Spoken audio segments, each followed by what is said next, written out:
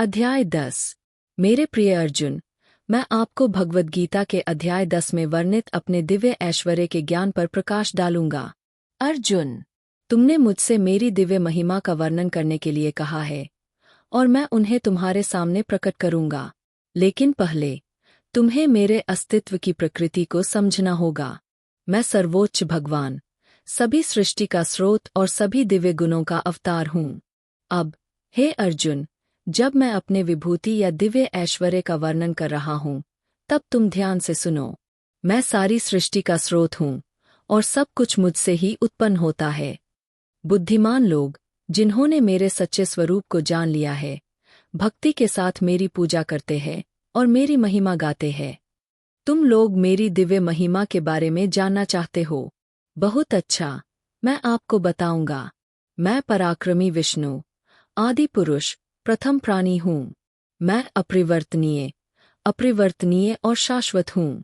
मैं सभी प्राणियों का पोषक हूँ और मैं अपनी दिव्य शक्ति से ब्रह्मांड को बनाए रखता हूँ। मैं गायों का रक्षक हूँ, जो पवित्र और परमात्मा का प्रतिनिधित्व करती है। मैं अमृत हूँ, दिव्य सार जो सभी प्राणियों का पोषण करता है। मैं सोम हूँ, दिव्य पेय जो आध्यात्मिक आनंद देता है। मैं पवित्र अग्नि हूँ, अग्नि जो आत्मा की अशुद्धियों को जला देती है। मैं ऋग्वेद, यजुर, साम और अथर्ववेद, 4 प्राचीन ग्रंथ जिनमें दिव्य ज्ञान है। मैं गायत्री मंत्र हूँ, पवित्र मंत्र जो दिव्य सार का प्रतीक है। मैं दीक्षा हूँ, जो भीतर परमात्मा को जागृत करती है। मैं युद्ध का मैदान हूँ, कुरुक्षेत्र, जहाँ अच्छाई और बुराई के बीच संघर्ष होता है। मैं विजय योद्धा हूँ, जो जीवन की लड़ाई में विजयी होकर उभरता है।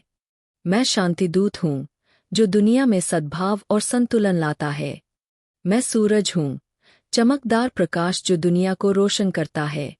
मैं हवा हूँ, कोमल हवा जो आत्मा को शांत करती है। मैं चंद्रमा हूँ, प्रकाश की कोमल किरणें जो सभी प्राणियों के विकास का पोषण करती है। मैं ब्रह्मांड का नियंत्रक, प्रजापति हूँ, जो सृजन और विनाश के चक्रों को नियंत्रित करता है।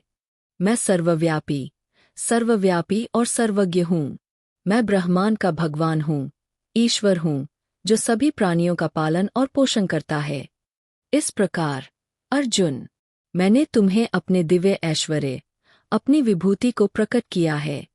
यह ज्ञान आपके विश्वास और भक्ति को मजबूत करे और आप मेरे वास्तविक स्वरूप को महसूस करें, जो कि परम वास्तविकता है।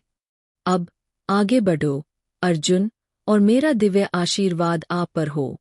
आप धार्मिकता के मार्ग पर चलें और आप आध्यात्मिक ज्ञान के सर्वोच्च लक्ष्य को प्राप्त करें।